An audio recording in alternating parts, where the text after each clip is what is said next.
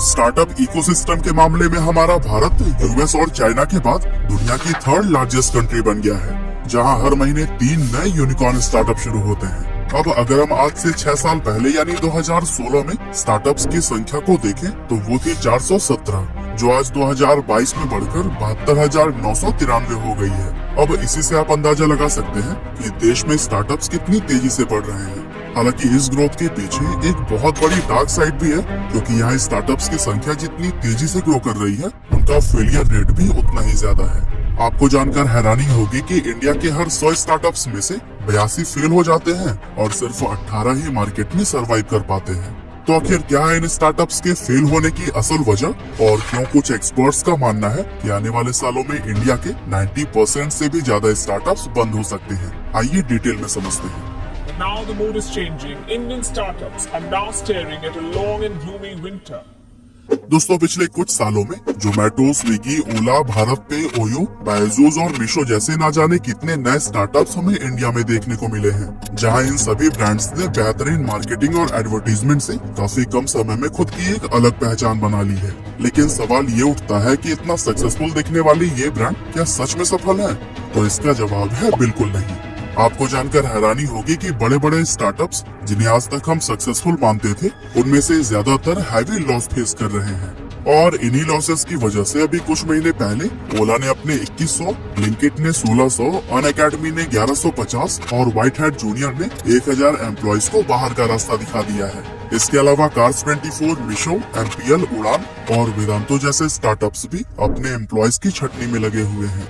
कुल मिलाकर देखें तो पिछले कुछ महीनों में अलग अलग स्टार्टअप्स ने 17,604 एम्प्लॉयज को फायर कर दिया है, और आने वाले टाइम में कंपनीज 60,000 और भी एम्प्लॉयज को नौकरी से निकाल सकती हैं, जो कि वाकई अपने आप में एक बहुत बड़ा मैटर ऑफ कंसर्न है। लेकिन अभी भी अगर हम सोशल मीडिया या टीवी खोलकर देखें तो वहाँ धड़ाधड़ इन यूनिकॉर्न स्टार्टअप्स के ऐड दिखाई देते हैं, और उनसे जुड़े सिर्फ पॉजिटिव न्यूज ही हर जगह हमें सुनने को मिलते हैं।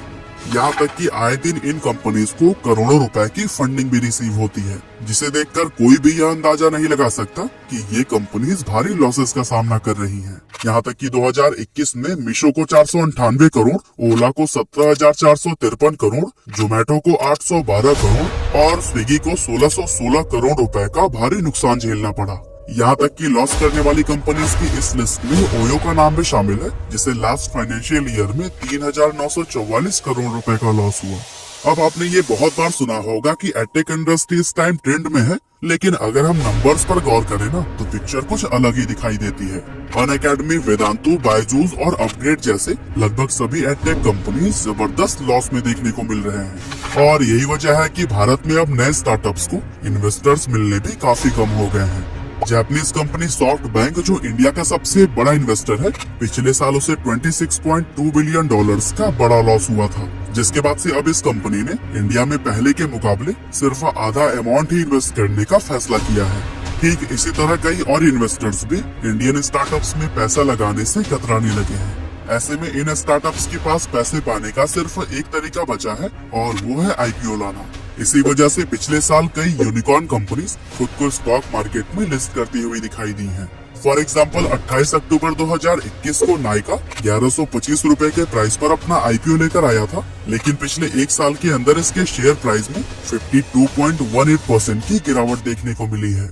वहीं अगर हम पेटीएम की बात करें तो वो भी पिछले साल ही अपना आईपीओ लेकर आया था, जो कि लोगों के बीच काफी चर्चे में भी रहा, लेकिन एक साल में इसका स्टॉक प्राइस भी काफी तेजी से नीचे गिरते हुए 67.87% डाउन चल रहा है। ठीक इसी तरह 23 जुलाई 2021 को स्टॉक मार्केट में लिस्ट होने वाला जोमेटो भी खूब सुर्खियों में रहा था, लेकिन आज हम अगर इसकी परफॉर्मेंस को देखें तो जोमेटो के शेयर्स में भी पिछले एक साल के अंदर 53.41% की गिरावट आई है। अब ओला, स्विगी और ओयो जैसी और भी कई कंपनीज अपना आईपीओ लेकर आने वाली थी, लेकिन कुछ यूनिकॉर्न के स्टॉक मार्केट में लगातार खराब परफॉर्मेंस की वजह से इन कंपनियों ने अपने पैर पीछे खींचने में ही खुद की भलाई समझी। अब अगर हम बात करें कि आखिर इन स्टार्टअप्स के फेल होने की वजह क्या है, तो आपने भी देखा ही होगा कि चाहे जोमेटो हो या फ्लिपकार्ट, ओला हो या नाइका, ये एक के बाद एक नए नए ऑफर्स दिए जा रहे हैं और अपनी एडवर्टाइजिंग पर दोनों हाथों से पैसे लुटा रहे हैं। असल में इस तरह की कंपनीज का पहला मकसद एक बहुत बड़ा कस्टमर बेस क्रिएट करना होता है और इसके लिए वो अपने कस्टमर्स को एक से बढ़कर एक ऑफर्स का भी लालच देते हैं। यहाँ तक कि ये अपना भारी लॉस कराने से भी पीछे नहीं हटते। एक तरह से देखें तो ये जियो वाली स्ट्रेटेजी अपना रहे हैं, जहाँ पर फ्री का लालच देकर पहले लोगों को अपने प्रोडक्ट या सर्विस का आदी बना लिया जाए और फिर उसके बाद से उनसे प्रॉफिट कमाया जाए। ऐसे में कस्टमर्स भी इन फ्री की सर्विस को खूब एंजॉय कर रहे हैं, लेकिन कंपनीज के लिए प्रॉब्लम ये है कि जैसे ही ये ऑफर देना बंद करते हैं वैसे ही लोग उनके प्रोडक्ट या सर्विस को खरीदना बंद कर देते हैं, क्योंकि ज्यादातर यूनिकॉर्न बिजनेसेस उन्हीं आइडियाज पर ही काम कर रहे हैं जिस पर पहले से ही कई सारी कंपनीज मौजूद हैं।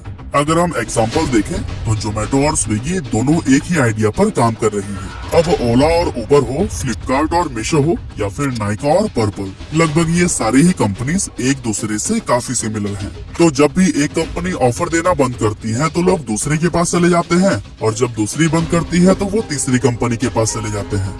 ऐसे में इन यूनिकॉर्न स्टार्टअप्स को बिजनेस करने का मौका ही नहीं मिल पाता। इस सब के अलावा इन कंपनीज के बीच रैंक 1 की पोजीशन पर आने की एक अलग ही होड़ मची हुई है। भले ही ये लॉस मेकिंग कंपनी है, फिर भी इन्हें खुद को सबसे बड़ा साबित करना है और खुद का सबसे बड़ा कस्टमर बेस बनाना है। इसीलिए ये कंपनियां एक दूसरे से बढ़ चढ़कर और उनसे ज्यादा ऑफर देने की कोशिश कर रही हैं, ताकि लोग सिर्फ उनके ही प्रोडक्ट या सर्विस को खरीदते रहें, भले ही इसके लिए कंपनीज को अपनी जेब से ही पैसे क्यों न लगाने पड़े।